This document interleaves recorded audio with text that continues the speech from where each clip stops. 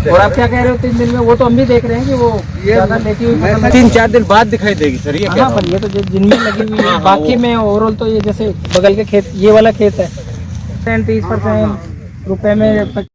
उपायुक्त ने खेतों में जाकर बारिश हुए ओलावृष्टि से प्रभावित फसलों का किया निरीक्षण। किसानों से ई क्षतिपूर्ति पोर्टल पर खराबे की रिपोर्ट अपलोड करने का किया आह्वान। किसानों को हर संभव मदद का दिया आश्वासन।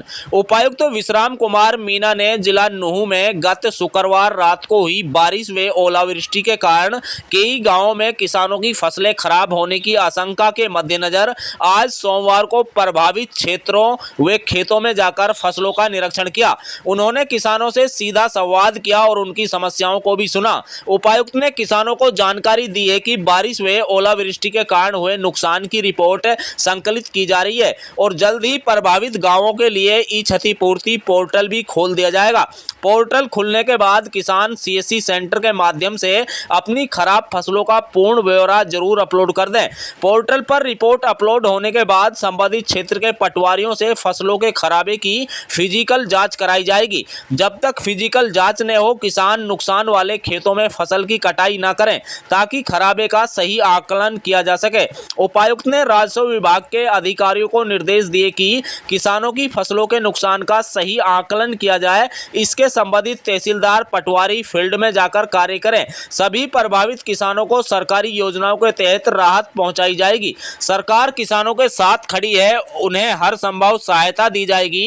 निरीक्षण के दौरान उपायुक्त ने किसानों से अपील की है कि वो अपनी फसलों के नुकसान की सूचना ई क्षतिपूर्ति पोर्टल पर जरूर दें ताकि उनके नुकसान का सही आकलन किया जा सके। उपायुक्त ने बताया कि जिले के चारों उपमंडल में से नूंह उपमंडल के गांवों में बारिश व ओलावृष्टि से फसलों के नुकसान की आशंका है। अन्य उपमंडल में नुकसान की रिपोर्ट शून्य है। उन्होंने बताया कि नूंह तहसील के गाँव में जिन फसलों का नुकसान हुआ है उनमें अधिकतर सरसों व गेहूं शामिल है।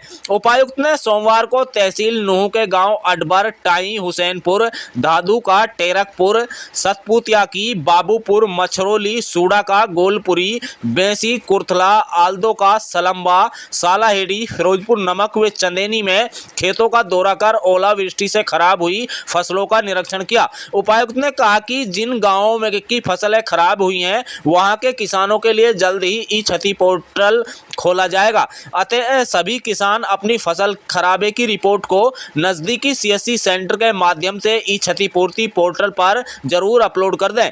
ई क्षतिपूर्ति पोर्टल पर डाटा अपलोड होने के बाद संबंधित क्षेत्र के पटवारियों के माध्यम से खेतों में फसलों के खराबी का आकलन करवाया जाएगा, जिसकी रिपोर्ट सरकार को मुआवजे के लिए भेजी जाएगी। निरीक्षण के दौरान उपायुक्त ने किसानों को आश्वासन दिया कि प्रशासन उनकी समस्याओं के समाधान के लिए पूरी तरह से तत्पर है। उन्हें संबंधित विभागों को शीघ्रता से नुकसान का आकलन कर राहत प्रदान करने के निर्देश दिए हैं। उपायुक्त के फसलों के निरीक्षण के दौरान जिला राजस्व अधिकारी जोगेंद्र शर्मा, संबंधित गांवों के पटवारी व अन्य अधिकारीगण उपस्थित रहे। देखिए रिपोर्ट।